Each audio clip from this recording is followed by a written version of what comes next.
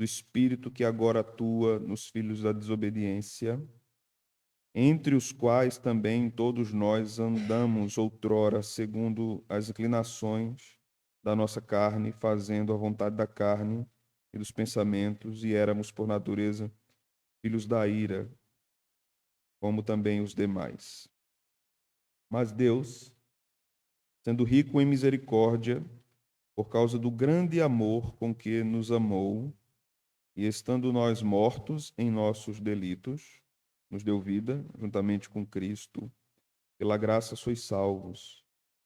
E juntamente com Ele nos ressuscitou e nos fez assentar nos lugares celestiais em Cristo Jesus, para mostrar nos séculos vindouros a suprema riqueza da sua graça em bondade para conosco, em Cristo Jesus. Porque pela graça sois salvos mediante a fé. E isto não vem de vós, é dom de Deus, não de obras para que ninguém se glorie, pois somos feitura dele, criados em Cristo Jesus, para boas obras, as quais Deus de antemão preparou para que andássemos nelas. Amém. Amém. Vamos orar, irmãos? Obrigado, Senhor, por esse texto, pela oportunidade que o Senhor nos dá de voltarmos os nossos olhos, os nossos pensamentos, a nossa expectativa de aprendermos mais da Tua palavra nesta noite com base nos ensinos contidos aqui, nesta porção que nosso irmão Paulo, o apóstolo dos gentios, escreveu para a igreja que estava em Éfeso e para as demais igrejas que leriam aquela epístola. Pedimos que o Senhor continuamente nos permita aprendermos mais sobre nossa salvação, sobre o Evangelho, sobre esta belíssima, grandiosa e profunda epístola aos Efésios, que trata da glória da graça de Deus, que trata da glória da igreja, e a glória da igreja é esta graça presente nela. Que o Senhor permita que essas verdades não apenas alcancem os nossos ouvidos e a nossa mente, mas penetrem no nosso coração. Que o Senhor permita que os nossos ouvidos estejam destapados, que as nossas mentes não estejam entretidas, não estejam distraídas nesses momentos de estudo bíblico, para que não percamos a riqueza do texto sagrado e não percamos cada detalhe do que o texto descreve e também não percamos as aplicações que o teu Santo Espírito faz às nossas almas quando nós estamos estudando as Sagradas Escrituras. E nosso íntimo seja movido em tua direção, Senhor. E nossa alma seja inclinada perante o trono da graça. Que a nossa mente glorifique o teu nome, apreendendo as verdades contidas no texto, para viver essas verdades na nossa vida cotidiana. Dá-nos sabedoria, sabedoria baseada nas Escrituras. Dá-nos fé, Senhor, diante do texto bíblico. Dá-nos reverência diante dele. Dá-nos confiança de que o nosso Deus, que nos ensina, também é o Deus que nos ajuda a aplicarmos às nossas vidas aquilo que nós aprendemos, segundo a palavra de Deus. Que o Senhor livre-nos de mero formalismo, de sermos meros ouvintes, como disse Tiago, mas que sejamos praticantes da tua palavra. É isso que nós te oramos no nome de Jesus. Amém. Meus irmãos, como em outras ocasiões tínhamos estudando a respeito dos efeitos da graça de Deus na salvação dos pecadores, o capítulo 2 é uma continuidade disso. Paulo está tratando basicamente da obra de salvação e de como Deus agora opera essa obra de salvação no tempo e no espaço e nos corações dos pecadores. No capítulo 1, do verso 3 ao verso 14, nós lemos como Deus opera a salvação na eternidade. Então, esta é uma aplicação da salvação extra nós, antes de existirmos, na eternidade. No capítulo 2, Paulo está falando da salvação intra nós, operada em nós. Não apenas o que aconteceu lá, na obra eterna, no conselho eterno, nas determinações divinas, mas o que Deus faz em nós, no tempo, quando Ele nos salva. Do versículo 1 ao 3, Paulo basicamente abre um parênteses no que ele está falando a respeito da obra da graça e ele fala da condição pecaminosa dos homens.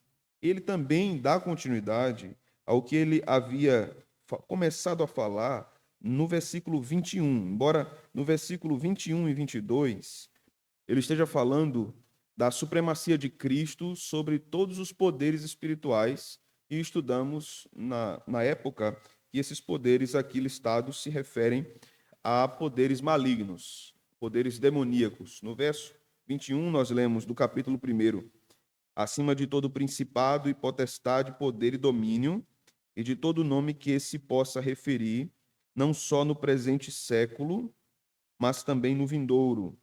E pôs todas as coisas debaixo dos pés, e para ser o cabeça sobre todas as coisas, o deu à igreja. Então aqui está falando da supremacia de Cristo sobre os poderes da maldade, sobre os poderes demoníacos, mas no capítulo 2, verso 1 a 3, Paulo continua falando dos poderes demoníacos, não apenas operando na natureza, não apenas operando na atmosfera, não apenas operando no mundo criado, mas agindo nos indivíduos. Nos indivíduos. Isso deve chamar muito nossa atenção, porque quando Paulo fala que esses poderes da maldade operam nos indivíduos, ele também está ensinando que esses poderes da maldade operam na cultura, na sociedade, nas esferas onde os indivíduos estão presentes, estão vivendo, estão trabalhando.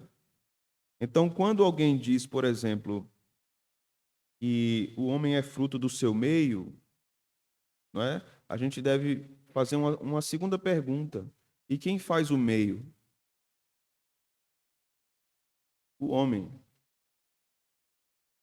O homem faz o meio. Nós somos frutos de uma cultura, mas quem faz a cultura? O homem. E se o homem está distante de Deus, as suas formulações culturais, não todas, por causa da graça comum, mas muitas delas serão formulações pecaminosas. Quando nós observamos aqui no verso 2, 1, 2 e 3 do capítulo 2, vemos algumas coisas importantes. Primeiro, Paulo falando de delitos e pecados. Já vimos que a palavra delito aqui significa transgressão. Já vimos que a palavra pecado aqui significa o rompimento de fronteiras. Você sabe que não pode ultrapassar. Então, o pecado é uma transgressão a leis instituídas por Deus. Então, todo pecado é uma manifestação de rebeldia contra Deus. Todo pecado. No verso 2, Paulo vai nos falar que antes dos efésios serem crentes, serem alcançados pelo evangelho da graça, eles viviam segundo o curso do mundo. A ideia aqui de mundo é sistema, de curso é século, século do mundo. Um sistema governado por esses delitos e pecados. Mas não apenas isso. Ele continua, segundo o príncipe da potestade do ar, do espírito que agora atua nos filhos da desobediência. O termo filhos da desobediência é o que nós chamamos de hebraísmo. Filho de alguma coisa é algo que tem aquela natureza. Então, quando se diz que Ezequiel era filho do homem, significava que ele era humano. Quando se diz que Jesus era filho de Deus, aquilo era um hebraísmo também, significava que Jesus era divino. Era assim que funcionava o pensamento hebraico. Quando se falava de filho da desobediência, significava que aquela pessoa vivia em desobediência a Deus. Então veja o que Paulo diz aqui. O príncipe da potestade do ar, os filhos da desobediência, os delitos e pecados. Paulo está falando dos três grandes inimigos do ser humano: o mundo, a carne e o diabo. E as operações do pecado estão inseridas nessas três áreas: no coração do homem, dentro do homem, no sistema pecaminoso, que está no mundo que nós vivemos, em termos sociais, e as operações do diabo usando as inclinações do homem e o sistema pecaminoso. Então, Satanás não opera apenas quando alguém está endemoniado ou possuído por demônios. ele opera na sociedade, ele opera nos esquemas sociais, no tipo de pensamento que uma sociedade admite, absorve. Ele opera nesse sistema. Então, o homem está imerso no pecado. Por que Paulo está mostrando isso, quando ele está falando do pecado? Porque ele está dizendo assim, não há uma brecha para que o homem viva em estado de bondade, por sua iniciativa. Porque mesmo que, supostamente, ele buscasse viver de modo bom, vamos dizer assim, sem Deus, se isso fosse possível, não seria possível, porque o mundo está envolvido num governo sobrenatural, e o que ele chama aqui príncipe da potestade do ar, e espírito que atua nos filhos da desobediência. O espírito que atua nos filhos da desobediência é o príncipe da potestade do ar, que é o diabo. É o mesmo indivíduo. Paulo está dizendo que o diabo atua na cultura. Ele atua na mente dos indivíduos. Ele atua na sociedade.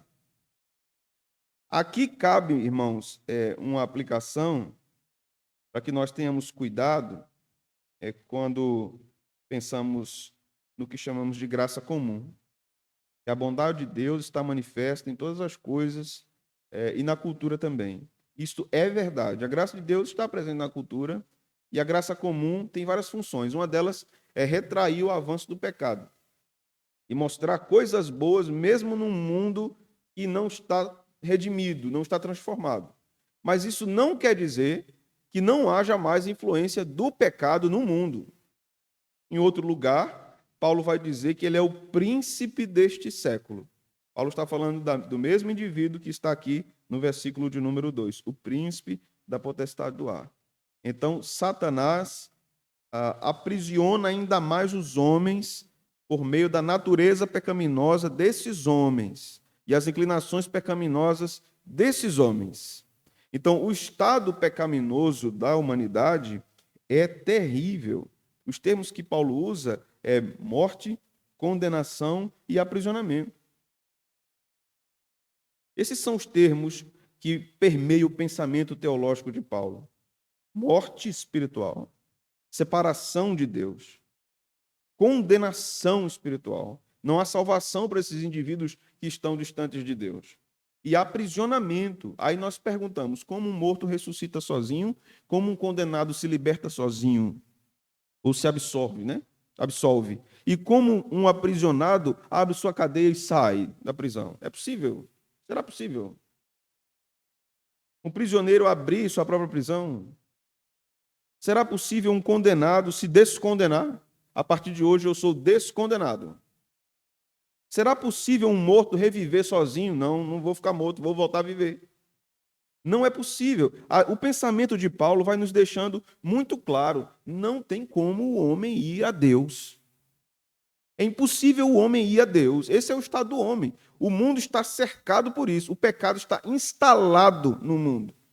E Satanás oprime os homens neste mundo caído. Aí, nós vamos chegar no versículo de número 4, quando Paulo usa uma conjunção coordenada adversativa, mas Deus. Mas Deus. O estado do mundo é esse que nós vimos do verso 1 a 3. E aos olhos de todos, está destruído absolutamente. No verso 3, Paulo ainda diz: entre os quais também todos nós andamos outrora, segundo as inclinações da nossa carne, fazendo a vontade da carne e dos pensamentos. Éramos, por natureza, filhos da ira, não apenas da desobediência, mas da ira. Estávamos debaixo da ira de Deus, como também os demais. Esse era o estado de condenação irreversível em termos humanos. Aí Paulo, no verso 4, começa: mas Deus. Paulo fala do estado do homem, da humanidade, do pecado, e agora ele faz o contraste.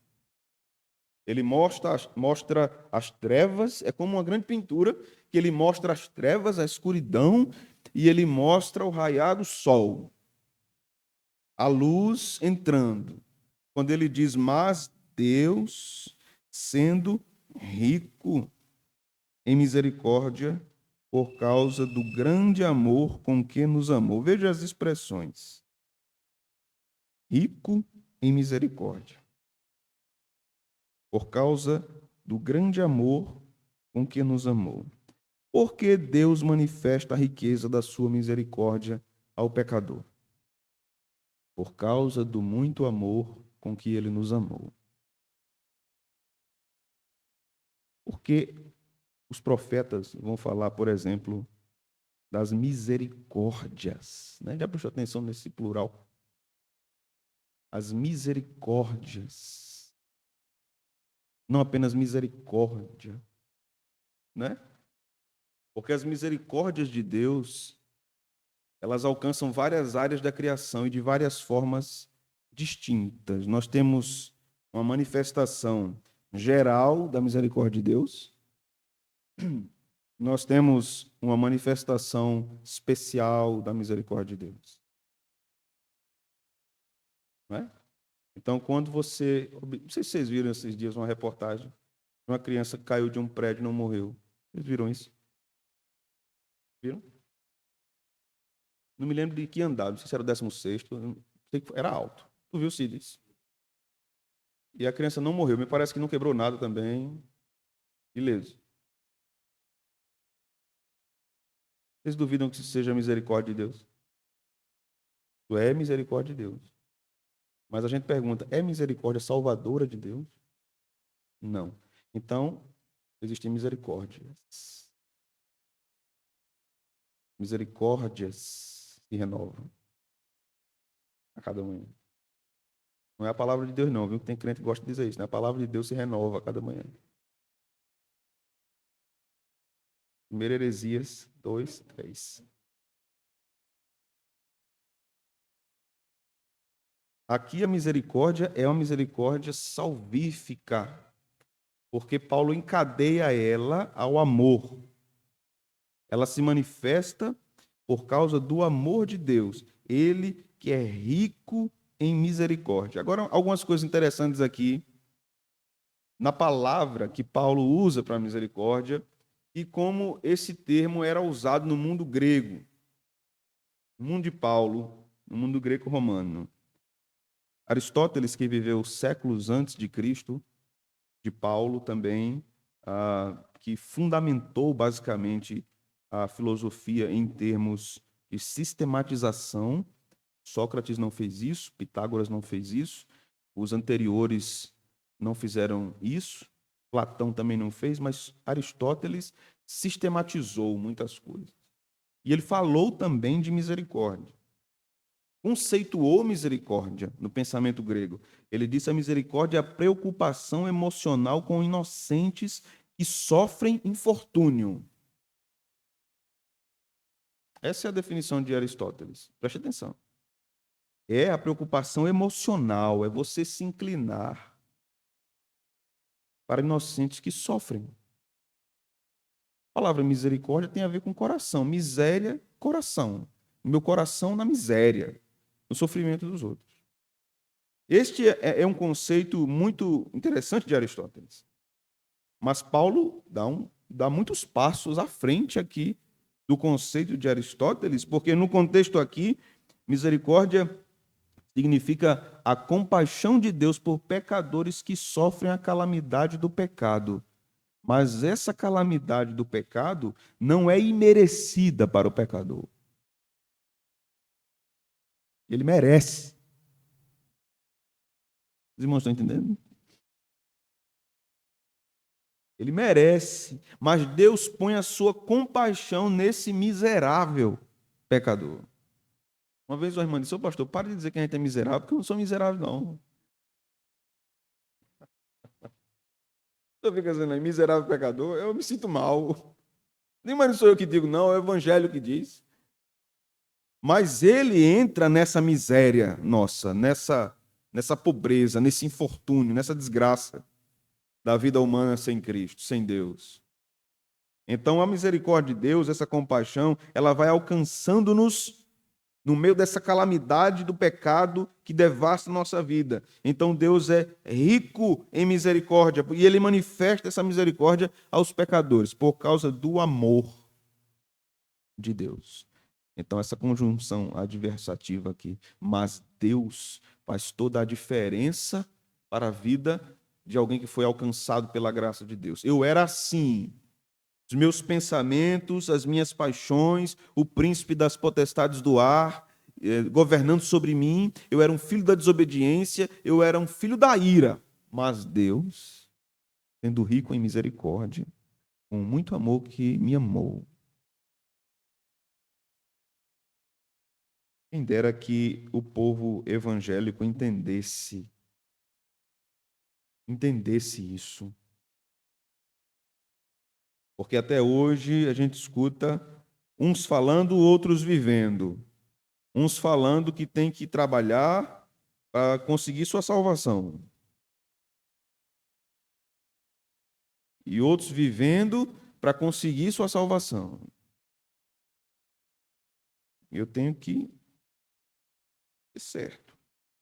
Hoje eu vi um vídeo de um pastor dizendo assim, mas eu não vou dizer, foi muito pesada a fala dele, eu vou parafrasear. Ele disse assim: se você é músico na igreja e estiver pecando, não pegue no instrumento para tocar. Esta foi a primeira vez que eu vi, irmãos, um pastor defendendo a Imaculada Conceição de um crente.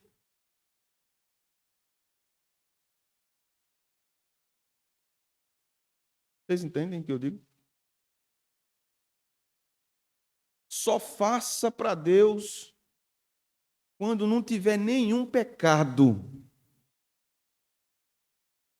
Vai fazer quando? É. Vai mudar a letra da música, tem anjo voando nesse lugar, para dizer que tem anjo tocando nesse lugar, porque eles vão ter que tocar. Porque não dá mais para ninguém tocar, também não dá para o camarada pregar, não dá para fazer nada. Esta é uma fala que eu considero ignorante, do ponto de vista do conhecimento bíblico mesmo. É evidente que eu não estou defendendo que um crente deve viver no pecado. Mas eu estou dizendo que nós temos a natureza. Nós temos a natureza. E é misturada as coisas, irmãos. Uma ação piedosa, ela se mistura com o pecado. E se não for a intercessão de Cristo e a obra do Espírito Santo, Deus não recebe nada. Deus só recebe de nós alguma coisa por causa de Cristo. Não se iluda, não. Não é por causa de você e de mim. Não é porque foi bem feito, foi bem tocado, foi bem pregado, foi bem ensinado, foi bem estudado para ensinar que Deus recebeu. É por causa de Cristo que ele recebe. Por causa de Cristo. Então, muitas vezes, alguns dizem que o evangelho verdadeiro é isso, é esse tipo de discurso, quando na verdade isso não é o evangelho. Pastor, e esse povo é salvo? Como é que eu respondo? Mas Deus, sendo rico em misericórdia, salvo. Mas essa não é a verdade do evangelho. E a verdade do evangelho, ela é libertadora, irmãos. Ela faz as algemas de várias áreas do pensamento caírem por terra. Não apenas a libertação do vício de um cigarro, de uma droga ou da bebida. Não apenas na libertação de qualquer outra inclinação mental pecaminosa. A graça faz cair toda e qualquer algema que nos aprisiona a algum tipo de idolatria, mesmo que seja a busca por redenção na prática da religião. Tem crente que procura redenção na prática da religião. A prática da religião não redime. É o sangue de Cristo que redime. É Deus agindo nesses pensamentos perversos, verso 3. É Deus libertando esses indivíduos aprisionados por Satanás, no verso 2. É Deus mudando a concepção de vida, de pensamento, de estilo de vida desses transgressores mortos, verso 1. É Deus dando vida, transformando o transgressor em um crente que busca obediência em Cristo. Em Cristo. Uma das grandes crises de John Bunyan foi a dificuldade dele entender a doutrina da graça. Ele escreveu uma autobiografia chamada Graça Abundante. E ele tinha grandes crises de consciência por causa dos seus pecados. Assim foi com David Brainerd também. Várias crises agudas de consciência por causa dos seus pecados. Um crente pode ter uma consciência muito profunda dos seus pecados, saber que é profundamente pecador e pecar nesse processo de pensamento. Eu vou explicar. Quando ele abraça essas verdades da sua miséria, mais do que abraça a verdade daquele Deus que ama com muita misericórdia. Então ele abraça um legalismo. Ele cobra de si o que somente Jesus é. Ele quer ser o que somente Jesus é. É um zelo e peca, sem entendimento. Mas, por outro lado, a gente pergunta, então quer dizer que quando a gente abraça essa verdade da graça, da misericórdia, a gente vive de modo libertino? Porque a gente confia na graça e na misericórdia? Não, também. Não ao legalismo e não à libertinagem. É que a gente escolhe qual é o caminho. Evangelho. Evangelho.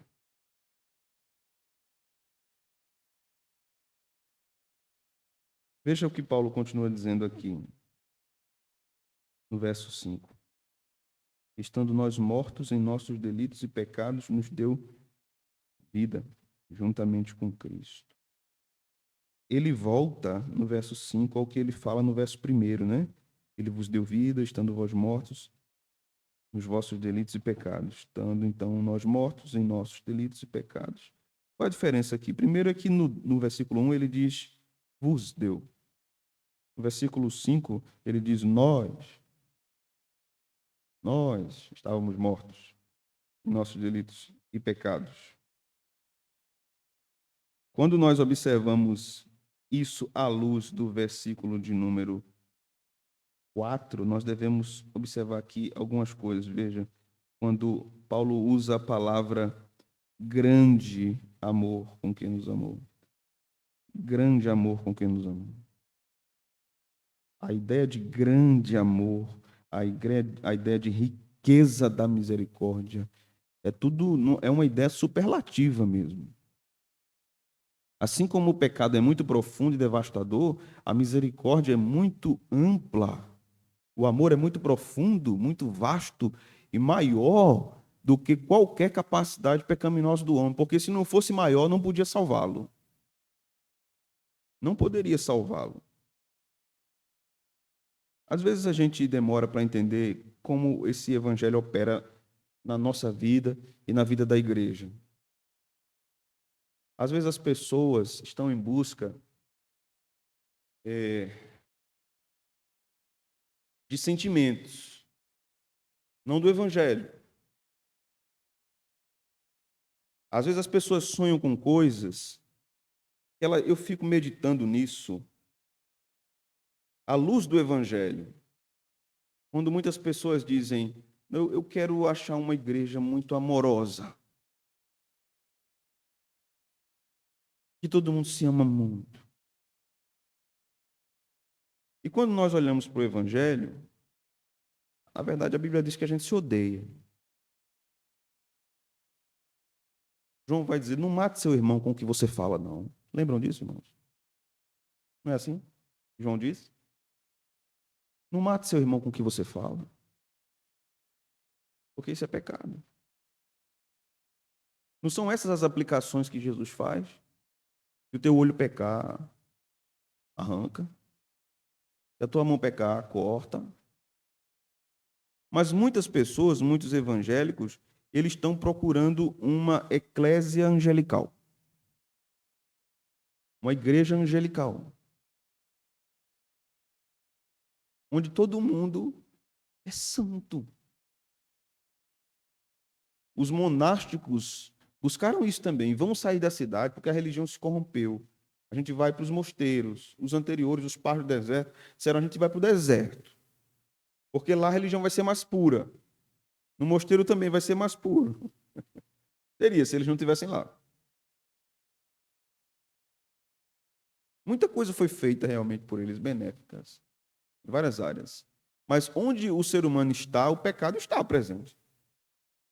E até onde ele não está, o pecado está na criação. Você vê a manifestação do pecado, da crueldade, no mundo animal.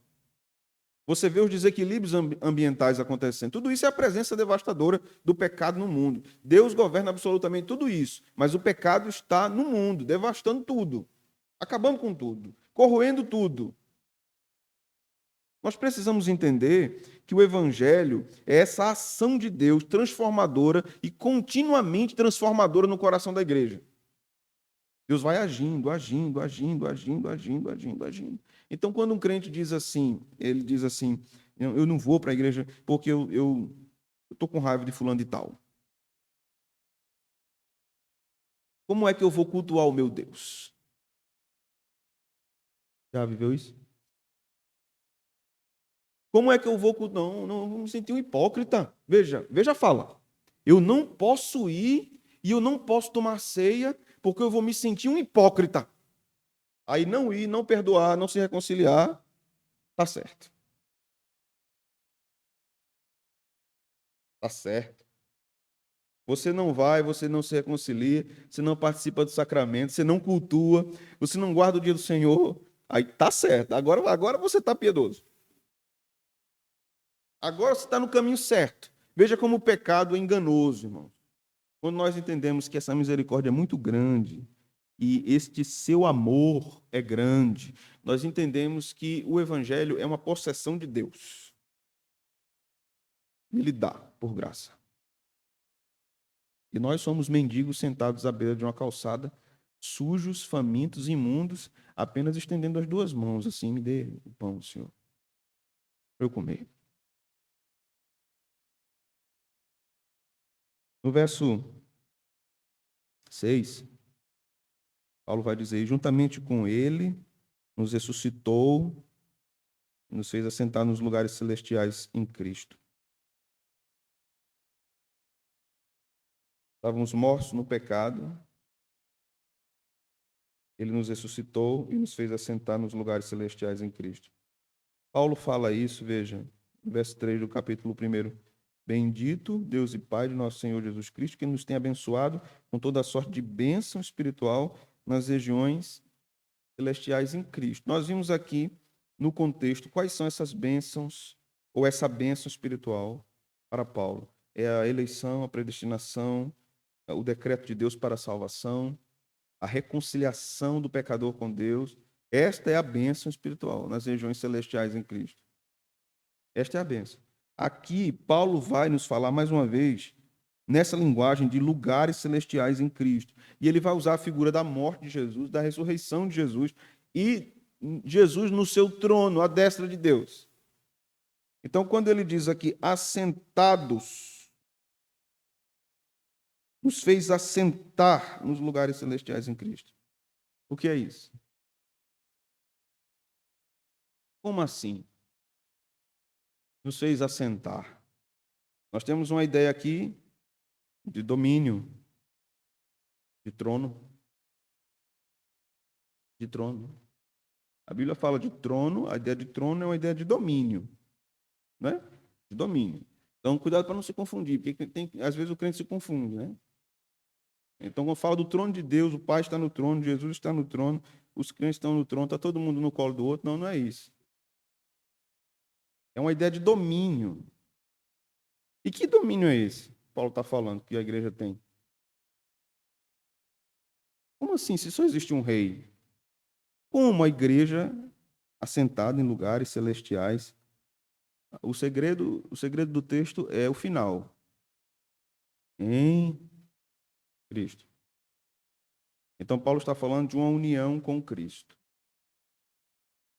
A igreja está neste lugar de domínio, podemos dizer assim, de triunfo, de reinado, por causa de Cristo, porque ela está junto com Cristo. Porque ela ressuscitou por causa da obra de Cristo. E ela está agora nesse estado com Cristo. Paulo está falando aqui da santidade da igreja e da vitória da igreja contra o pecado. Este pecado do verso 1 até o verso de número 3.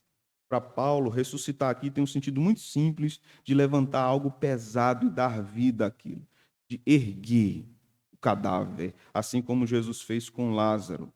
Nós desfrutamos dessa ressurreição espiritual e vamos desfrutar também da física, mas aqui o uso de Paulo para a ressurreição é uma ressurreição espiritual. Nós somos ressuscitados e por causa dessa ressurreição espiritual nós seremos ressuscitados para a vida fisicamente.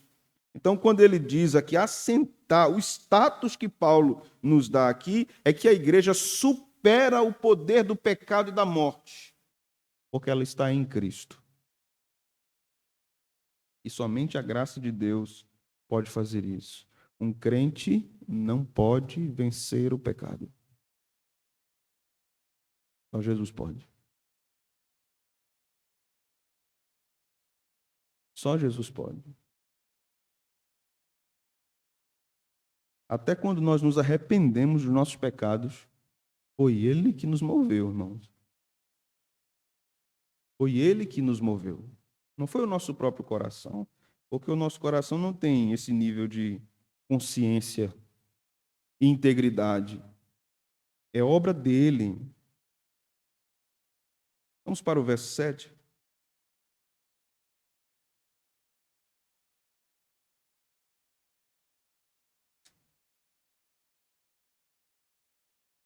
Paulo vai falar agora dos objetivos da graça. Paulo vai falar a partir do verso 7 por que ele nos salva desse estado de pecado terrível que ele mostrou no início do capítulo. Para que isso vem acontecer? Qual é o objetivo de Deus de salvar esses pecadores? O que é que Deus ganha salvando pecadores? Ele ganha mais glória? Ele é mais glorioso porque ele salva pecadores? Ele é mais Deus porque ele tem uma igreja? Ou porque ele diz assim, vocês, esse grupo aqui que eu chamei, não vai para o inferno não, esse aqui vai. Então, venci todos esses malvados. É por causa disso? E no final, Deus vai sentar à beira de uma fogueira e dizer assim, zerei o jogo? Não. Deus tem um objetivo com a salvação. E Paulo vai ensinar sobre isso exatamente a partir do versículo 7. Então, a primeira coisa que ele vai dizer é para mostrar nos séculos vindouros a suprema riqueza da sua graça. Mais uma vez, observe aqui o termo riqueza. Rico em misericórdia, riqueza da graça. Capítulo 1, ele fala da glória da graça. Quando você fala de glória, você também tem nosso imaginário vai para essa questão também arrastado para essa questão de riqueza, né? De deslumbramento. Embora a palavra glória signifique também peso, e se refere também à santidade de Deus. Mas quando ele fala aqui de riqueza da graça, ligada à bondade para conosco em Cristo Jesus, mostrar nos séculos vindouros. Vamos examinar um pouco isso. A versão NVT, nova versão transformadora, redige assim esse versículo. Portanto, nas eras futuras, Deus poderá apontar-nos como exemplos da riqueza insuperável da sua graça, revelada na bondade que ele demonstrou por nós em Cristo. É boa essa tradução. Muito boa. Portanto, nas eras futuras, Deus poderá apontar-nos como exemplos da riqueza insuperável da sua graça. A minha graça não pode ser superada por nada. Apenas olhem para esses que foram salvos e vejam a prova disso. Anjos, vejam isso. Condenados, vejam isso. Demônios, vejam isso. Satanás, veja isso. Nada pode superar a minha graça. E Deus é glorificado nisso. Quando a gente fala da bondade, eu queria ir com vocês lá para Tito, capítulo 3. Porque Paulo fala aqui a suprema riqueza da sua graça em bondade para conosco em Cristo Jesus. Essa ideia de bondade de Cristo é algo que está conectado no pensamento de Paulo. Quando nós lemos nos Salmos o uso do termo bondade, ou misericórdia, ou benignidade, muitas vezes a atualizada usa misericórdia no lugar de amor leal, ou benignidade no lugar de amor real. Nem sempre o uso da palavra misericórdia nos Salmos, em português, descreve devidamente o que é aquilo no texto hebraico. Nós captamos de modo geral, mas há uma diferença de misericórdia e amor leal, do ponto de vista do entendimento imediato do texto. Quando você fala, ou quando você lê, melhor dizendo, o amor leal de Deus, você está falando de uma relação paternal de Deus com o seu povo. Quando você fala de misericórdia, isso é muito amplo, como nós vimos. Deus tem misericórdia dos animais. Deus tem misericórdia do ímpio. Deus tem misericórdia do crente. Deus tem misericórdia do crente salvando o crente. Mas Deus tem misericórdia de um crente não permitindo que seu carro capote numa pista. São manifestações distintas de misericórdia. Não é a mesma coisa. Existem peculiaridades aí. No uso de bondade, da mesma forma, no Antigo Testamento. Mas em Paulo, ele gosta de fazer uma ligação de bondade de Deus e Jesus Cristo. Veja Tito, capítulo 3 de Tito. Nós vamos ler um texto. Vamos ler a partir do verso 1 do capítulo 3, mas o meu foco será o verso 4 e 5.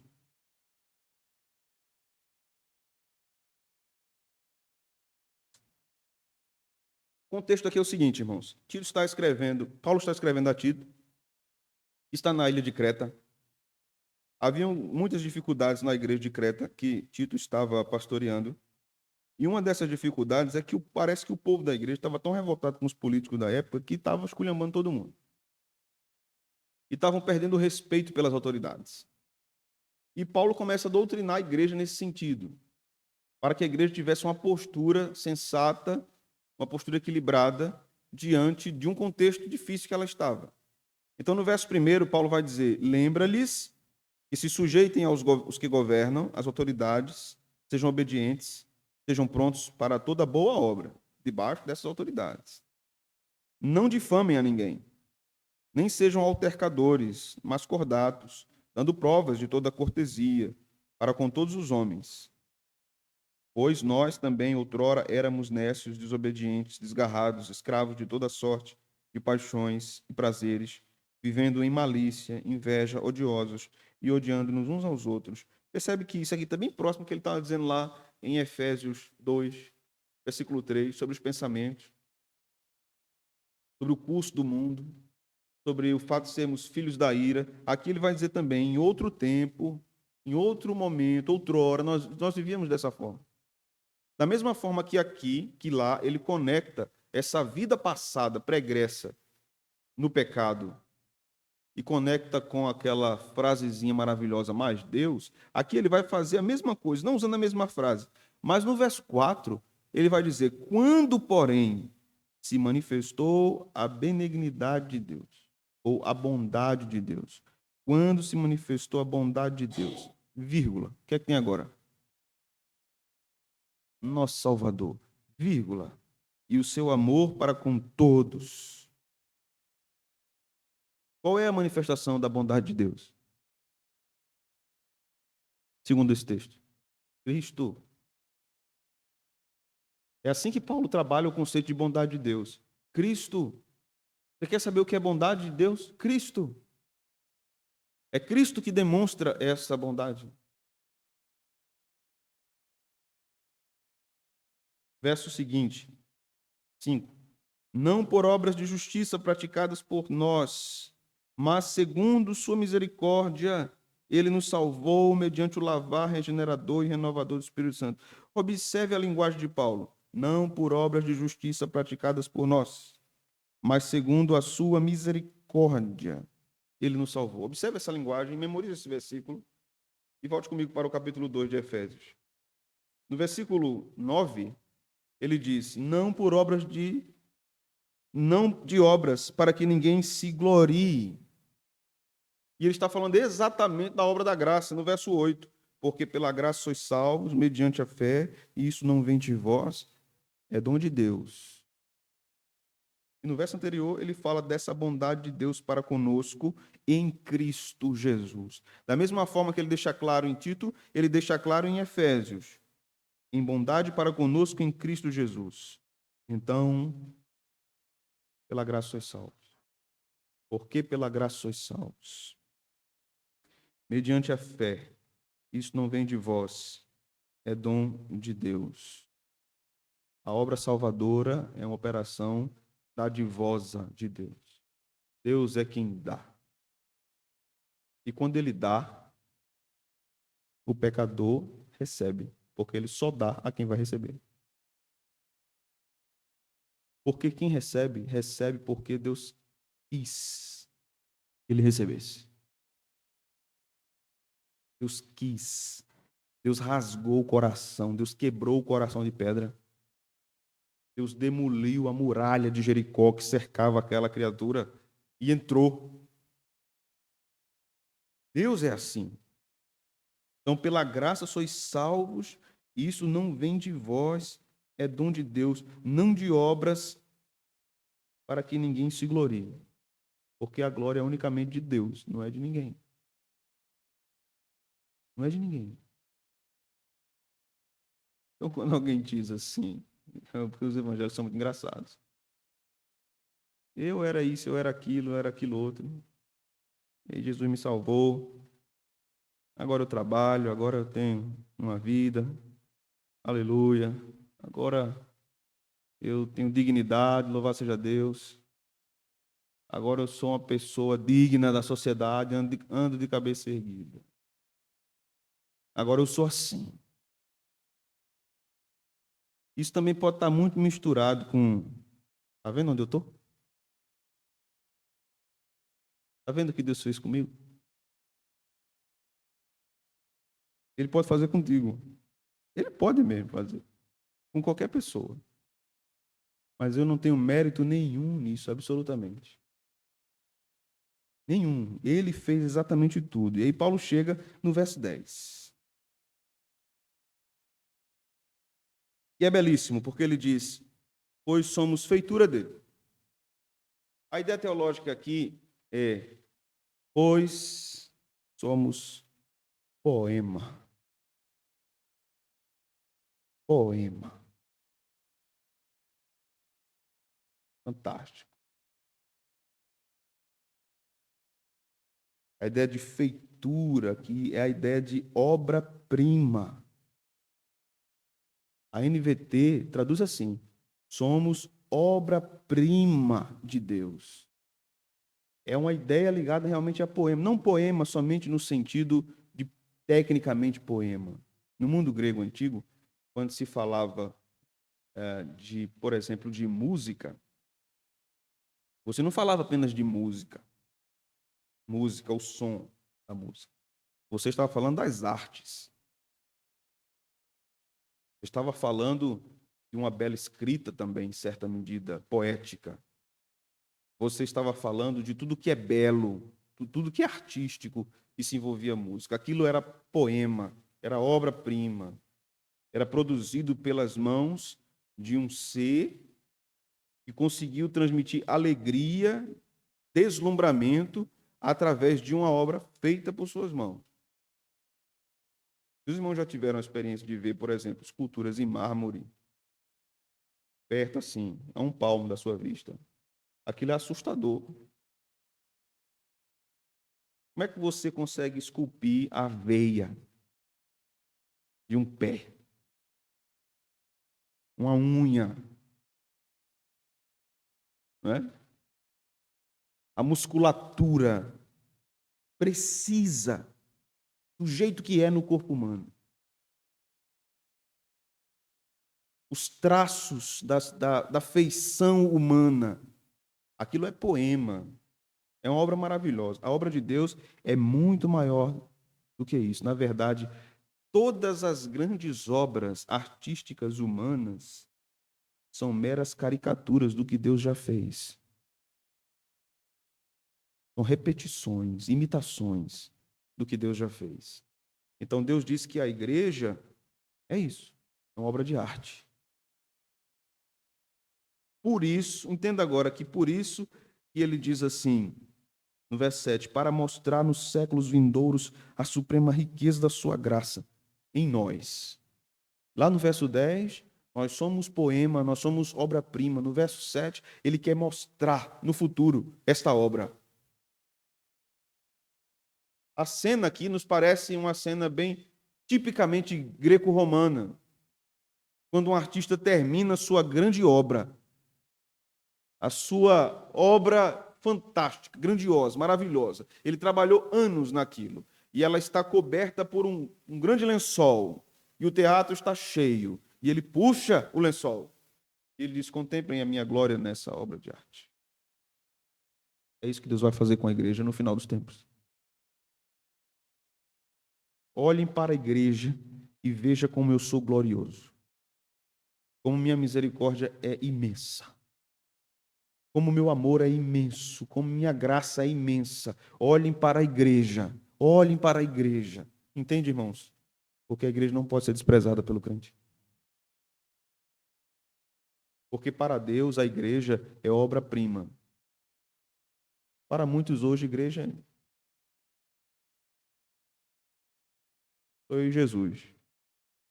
Enquanto tem muita gente dizendo, meu negócio é eu e Jesus. Jesus está dizendo assim, o meu negócio é eu e a igreja. O meu negócio é com a igreja. E por que a igreja é essa obra-prima? Paulo continua aqui. Pois fomos feitura dele, criados em Cristo Jesus para as boas obras. Algumas palavras importantes. Feitura, já tem uma ideia aqui de obra-prima. Criado, feito, feitos em Cristo Jesus, criados em Cristo Jesus. Observe isso que é muito importante. Muito importante. Deus cria o mundo do nada, sem nenhuma matéria. Ele apenas diz, ele fala, haja, e aquilo acontece. Mas a matéria-prima de Deus para a criação da igreja é o Filho. A igreja só existe porque ela existe a partir do Filho. É o Filho que faz a igreja vir à existência. Criados em Cristo. Deus, Pai, elege, mas é Cristo que morre para redimir a igreja. A igreja vem à existência, a ideia consumada aí de igreja mesmo, né? Vem à existência por meio de Cristo. Por isso que Paulo vai dizendo em vários momentos, em Cristo, em Cristo, em Cristo, em Cristo, em Cristo. Em Cristo. Em vários momentos ele vai dizer a igreja de Deus que está em tal lugar, mas a igreja é de Deus. Então primeiro ela está em Deus, para depois ela estar numa localidade. Mas somos criados em Cristo. Paulo vai falar isso em Romanos 8. E vamos sendo conformados à imagem de Cristo. Receba isso aqui, viu? Isso aqui é maravilhoso. Porque Deus quer mostrar a glória da igreja e esta obra-prima para que seja contemplada e vejam a suprema graça e misericórdia na igreja. Por causa de Cristo. Porque quando naquele momento se contemplar a glória da igreja, se verá Cristo. A glória não é da igreja, a glória é de Cristo na igreja. Porque a igreja está em Cristo. Por isso que Paulo vai dizer em Efésios, grande é este mistério, mas eu me refiro a Cristo e à igreja. A beleza dessa união. Então ele faz isso para as boas obras, para nós vivermos boas obras. Nós não somos salvos pelas obras, mas para vivermos as boas obras. Nós não procuramos as boas obras para alcançar a salvação. A nossa vida transborda boas obras por causa da salvação que já nos alcançou. Então Deus não salva a igreja para que meramente a igreja diz assim, nós somos salvos. Deus não salva a igreja para a igreja ficar na janela de casa, na praça, dizendo: ei, sou salvo. Sabia? Eu sou salvo. Tu vai para o inferno, viu? Mas eu sou salvo.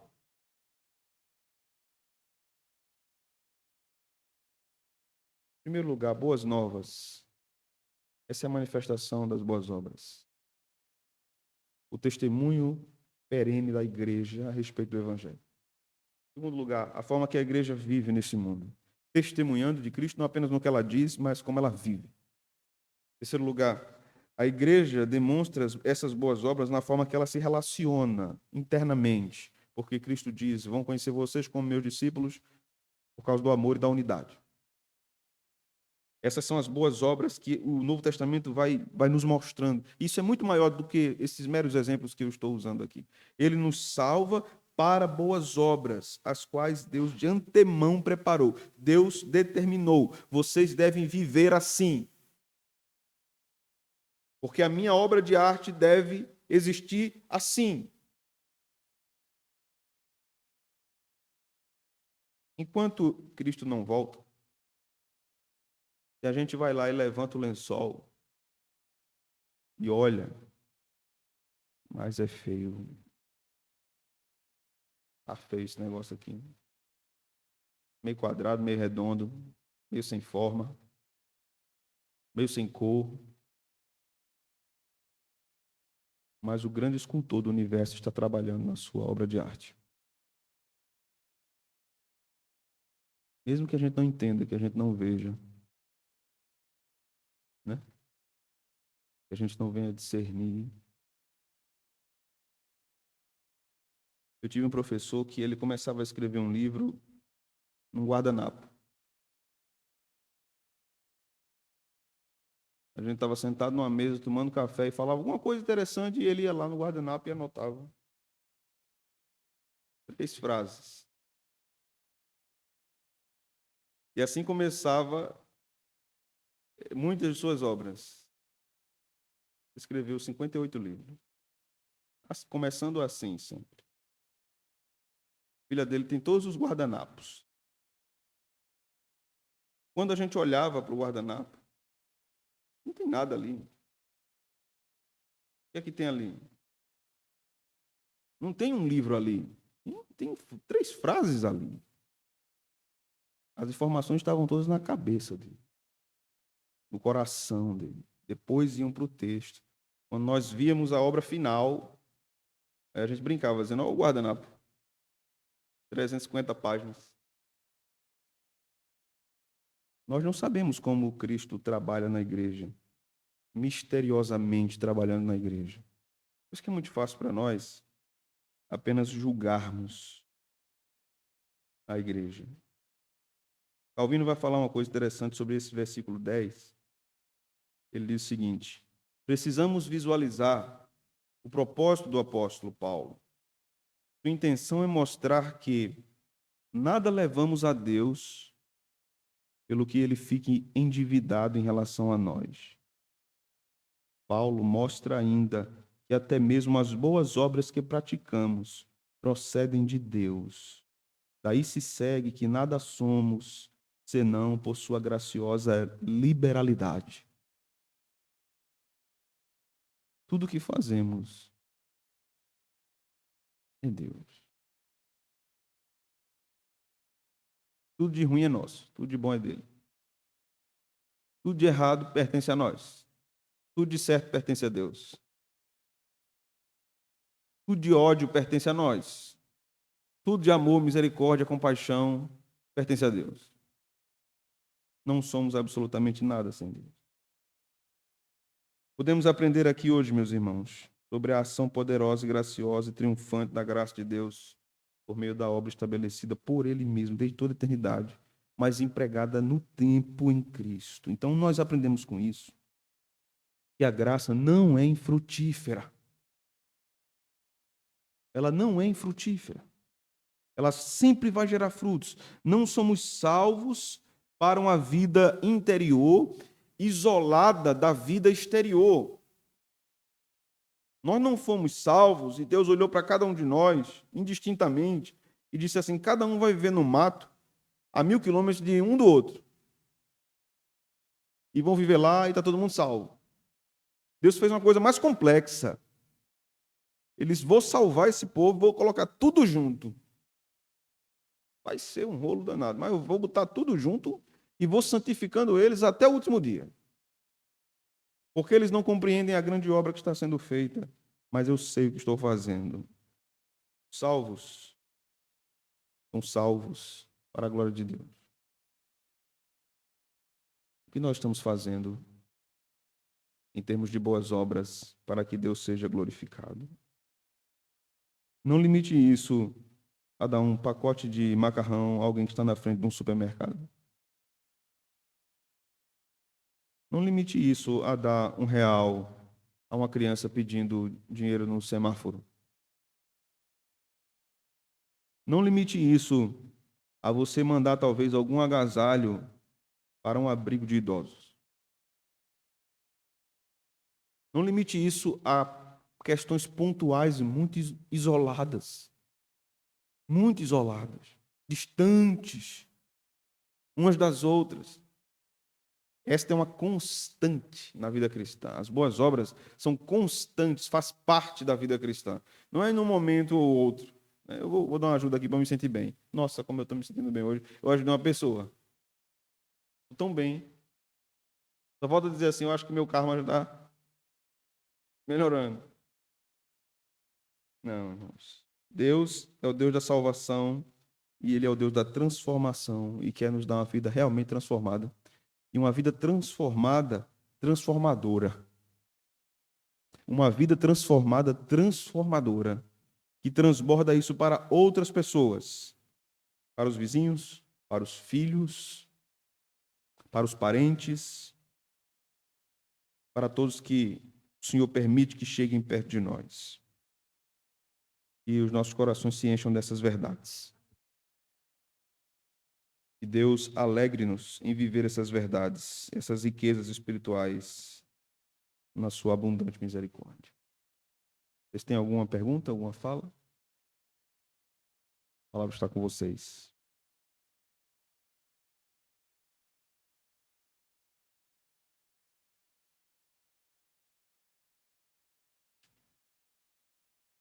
Eu posso perguntar a vocês? Diga, Ronaldo.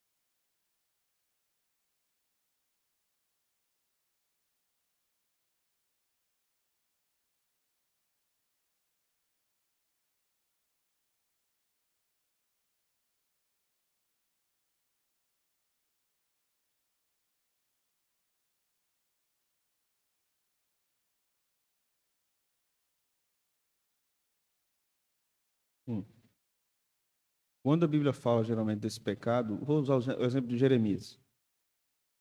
Quando Deus disse a ele para ele não orar pelo povo.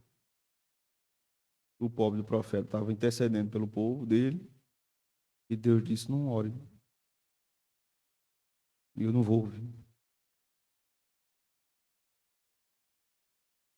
Nós estamos falando ali de um endurecimento terrível do povo ao Espírito Santo. Por isso que no Novo Testamento também há a recomendação: não endureçais o vosso coração, como no dia da tentação. Quando Deus requer, em outras ocasiões, que o povo seja abandonado, pode ser também por uma questão de apostasia. Em outras ocasiões, manifestação de sua ira mesmo. Que é o que aconteceu com os cananeus, por exemplo. O que aconteceu com os babilônios, por exemplo. Nós não vamos observar, por exemplo, Deus orientando nenhum profeta a orar pelos babilônios. Vamos lá, minha gente, vamos orar pelos babilônios. Orem aí, me busquem para eu mudar o coração desse povo. Deus não fez essa recomendação. Jesus fez essa recomendação. Ore pelos seus inimigos. Então, são situações distintas e que em cada momento Deus age segundo a sua soberania. No caso de Nínive, por exemplo, Deus não mandou Jonas orar por Nínive. Mandou ele anunciar o juízo. E ele foi. E Deus salvou o povo. Daí foi a revolta do profeta. Como é que Deus salva esse povo tão rebelde? Então, em termos bíblicos, é preciso observarmos qual é a circunstância que Deus diz para não orar por alguém. Por exemplo, naquela circunstância, e depois de pregar o evangelho e ele ser rejeitado, Deus diz aos discípulos: sacudam o pó dos vossos pés. Aquilo é uma prova de que houve rejeição ao evangelho. Então Deus está dizendo: vocês estão desobrigados agora a continuar pregando, podem ir para outras terras. Deus é longânimo, mas em muitas ocasiões ele para de manifestar sua misericórdia e sua longanimidade em alguns termos a certos povos, certos homens. Então é necessário observar o contexto no sentido bíblico. No sentido prático, isso é bem mais complexo no nosso contexto hoje. O fato de eu parar de orar por alguém, por exemplo, não significa que isso imobiliza Deus. Não vou orar por tu mais não, viu? E aí, até agora, pelo amor de Deus, tu não vai orar por mim, não. Eu estou destruído. Não vai acontecer nada. Eu vi aquele pai zangado que diz ao filho: você é esse dedo aqui. Você não é meu filho mais, não. E o menino começa a chorar desesperado, né? Não, pai, não. Mas ele continua sendo filho. Então, quando alguém resolve, por exemplo, parar de orar por uma criatura, Deus vai fazer o que tem que fazer com aquela criatura. Mesmo se um crente esteja orando por ele ou não. O que está no decreto, Deus vai realizar. Agora, muitas vezes se harmoniza o que está no decreto com a inclinação de Deus ao nosso coração para orarmos por determinada situação. Paulo queria ir para um lugar, Deus impediu. Paulo queria ir para outro lugar, Deus impediu. Paulo foi para outro lugar e Deus abençoou. Vai depender da soberania de Deus. Mais alguém, irmãos?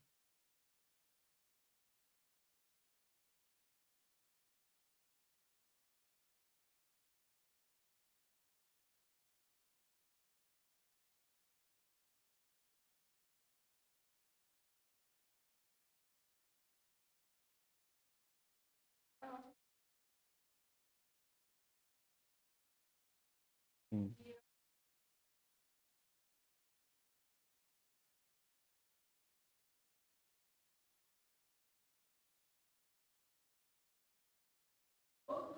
Você é um lixo.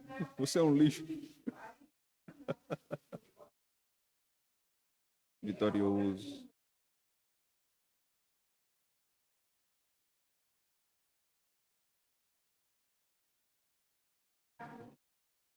Perfeito. Perfeito sua colocação. Sim. Exato. Exato. Hã? Problema de proporção. No caso dos reformados, um autor chamado Francis Schaeffer, ele falou sobre isso lá na década de 80, eu acho. Ele diz assim: nós temos, e ele era um reformado, ele dizia: nós temos a constante ênfase de falar sobre a miséria humana. Esquecemos de dizer que o homem é a imagem de Deus, ele é imagodei. E ele não perde a imagem de Deus quando ele cai no pecado. Adão não perde a imagem de Deus. Aquilo é atrapalhado, é manchado, é arranhado de alguma forma. Mas Tiago, lá na epístola, vai dizer que o homem caído é a imagem de Deus. Então, quando há essa desproporção, qual é o perigo? No meio reformado, o evangelho não ser pregado. e se achar que se está pregando o evangelho. Se você apenas, Timothy Keller fala isso, se você fala apenas do que o homem é no estado pecaminoso e no que a lei diz sobre ele no estado pecaminoso, só resta para ele condenação. Ok, você pregou a lei. Você não pregou o evangelho.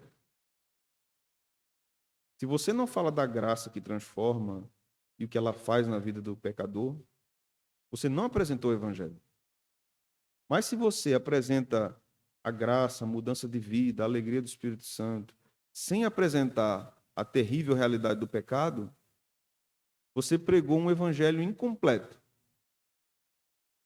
Porque você não mostrou o que o homem é. Um exemplo, você chega para uma pessoa, ela está aleatoriamente numa praça, você chega lá e diz assim, Jesus lhe ama, viu? Ela diz a todos nós. Amém? Ela ouviu, ela respondeu. Mas quando você diz, nós estávamos mortos em delitos e pecados, a nossa situação era essa, a operação do erro em nós é assim, e Deus nos amou para nos salvar. Esta frase que ele ama, ela soa totalmente diferente quando você apresenta a realidade do pecado anteriormente. Porque se não tem a realidade do pecado, o pecador não entende o que é misericórdia. Ele entende que ele é merecedor do amor. Deus ama, né? Ele é amor, ele ama todo mundo. Eu mereço também ser amado, né? Todo mundo merece ser amado. Mas quando você vai para o outro lado, né, você é precioso, né? Mais raro do que o ouro puro de Ofir, por aí vai. E você não mostra que você só é precioso por causa de Jesus, e não é por causa de mim, não é porque eu fiz alguma coisa, ou porque Deus disse assim, não, você merece. Vamos lá, você merece uma chance. Vem cá. Uma chance, né? Você merece uma chance, vem cá. Há algo preciosíssimo no ser humano, sem Deus, porque ele é a imagem de Deus. E há algo mais precioso que a riqueza da sua graça e a riqueza da sua misericórdia no salvo. Isso precisa ser dito também. O problema é quando não há proporcionalidade nisso, né? No sentido de uma pregação expositiva nas igrejas, se observar atentamente, Paulo sempre vai equilibrar essa equação. Ele apresenta o pecado, ele apresenta o perdão, ele apresenta a graça. Em alguns capítulos, a apresentação do pecado é mais longa. Em outros, a apresentação da graça é mais longa. Do 4 ao 10, que nós estudamos hoje, a apresentação da graça é mais longa do que o do 1 ao 3. Então, é preciso que o evangelho seja observado corretamente. O que às vezes acontece também em igrejas, eu vou chamar aqui de triunfalistas, é a visualização de que o sofrimento e a dor, ou falta de fé, ou falta de salvação, ou pecado. Ou o que, Jota? Encosto, né? Aí você vai para outro extremo. Então você sofre porque você não tem fé. Você sofre porque você não tem Jesus. Se tivesse Jesus na sua vida, você não sofria. Quer ficar feliz? Jesus quer ser seu amigo. Aí você vai para outro extremo, né? Aí você vai para um tipo de pregação que é totalmente emocional. Do outro lado, você tem uma pregação reformada que é totalmente racional. Enquanto Paulo faz as duas coisas aqui. Veja as palavras que ele vai usar: feitura, riqueza, graça. Então, esse é o evangelho sendo manifesto. Essa reflexão precisa ser feita pelos pregadores. Né? Porque às vezes o pregador se acha bem fiel à Escritura, apenas batendo até arrancar o couro do povo. E ele diz, eu fui fiel, porque eu tirei o povo do eixo hoje. Mas ele não apresenta a consolação, ele não apresenta a graça, ele não apresenta o favor, ele não apresenta o perdão, ele não apresenta a paciência de Deus. Ele não apresenta isso. Então o evangelho fica incompleto. Nas músicas. É, é.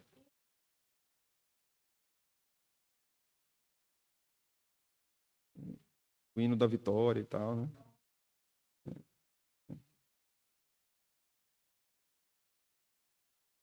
Existe.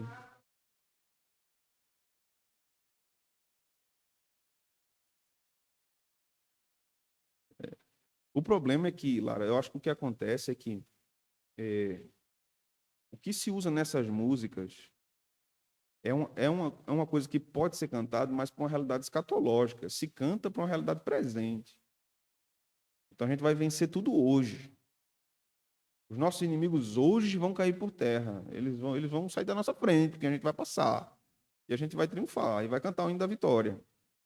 Né? Enquanto quando a Bíblia fala nesse aspecto, a Bíblia está falando da igreja triunfante, a igreja vencendo absolutamente os seus inimigos, os seus adversários, e entrando nos portais eternos. Aí você traz uma realidade final para uma coisa presente. Então, quando o fiel não tem o cumprimento dessa coisa, ele diz assim: Deus falhou comigo. Deus prometeu e não cumpriu. Tem uns crentes doidos que ficam dizendo isso. Deus prometeu e não cumpriu. Não tem condição. E você vai alimentando um tipo de religiosidade também, e ela é adoecedora e doentia. Por outro lado, você também alimenta isso.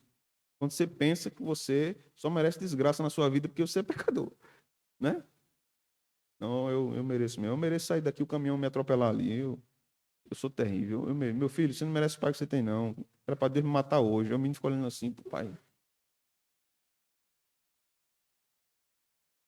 Não é?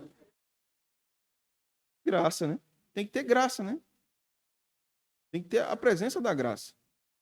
Até quando a gente vai falar sobre essas coisas, né? Eu sou um terrível pecador, mas a graça de Deus, eu tenho que complementar isso. Porque se eu sou salvo pela graça, eu preciso falar disso. Se não for a graça de Deus, né? Então, eu acho que a gente precisa cantar a miséria humana, mas a gente precisa cantar o triunfo da graça. A gente precisa celebrar o triunfo da graça. Porque Deus celebra, esse texto de Paulo mostra isso. É Deus celebrando, é Deus dizendo assim: eu sou vencedor. O pecado não derrota a minha igreja. Eu venço. E há uma glória nisso, minha, e eu vou refletir na igreja, no meu povo. Né? O problema é que a gente perde a medida da coisa. Né? E o que faz isso são duas coisas. Primeiro, a falta de teologia. E segundo, é a presença da teologia sem a piedade. A presença da teologia sem a piedade. Eles mandaram para mim um memezinho, um reformado na hora do louvor na igreja. O cara com a cara bem feia, assim, fechado, assim, né? Eu disse, por que o reformado tem que ficar com a cara feia na hora da música na igreja? Por que ele não pode cantar? Por que ele não pode? Uma vez me perguntaram, na sua igreja é bem reformada, né, pastor? Na sua igreja o povo não levanta as mãos, não, né? Eu digo, mas por que não pode não levantar a mão, não? Não, porque a igreja reformada, o pessoal fica com a mão no bolso, assim, né? Eu disse, levanta a mão e fica de pé. E se eu bater palma, o povo bate também. Não bate porque eu não bato. E fica tudo olhando para mim assim. Fica uns ainda ensaiando assim. Se eu bater, o povo bate. E eu boto a mão no bolso e olhando pro povo assim. Eu... O Senhor diz na sua palavra: conheça as ovelhas do seu rebanho. Mais alguma pergunta, irmão? Uma consideração? Não? Vamos ficar de pé então. Vamos orar.